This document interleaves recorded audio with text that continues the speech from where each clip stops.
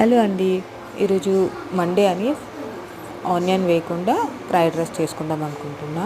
Fried రైస్లో పచ్చిమిరపకాయలు, తాలింపు గింజలు, శనగపప్పు, కరివేపాకు, ఎండుమిర్చి అన్నీ వేసుకుంటున్నా.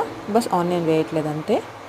నెక్స్ట్ పొటాటో అండ్ క్యారెట్ కూడా కట్ చేసుకొని వేసుకున్నాను. అవి కొంచెం వేసుకుంటే రుచిగా ఉంటాయని.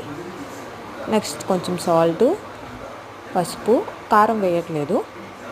ఫ్రైడ్ రైస్లో మరి కారం ఎందుకు, పచ్చిమిరపకాయలు వేసాను, ఎండుమిరపకాయలు వేసాను కదా, సో కారం వేయట్లేదు. సో మీకు ఎవరికైనా కారం కూడా కొంచెం కావాలనుకుంటే వేసుకోవచ్చు. తర్వాత మూత పెట్టేస్తున్నాను.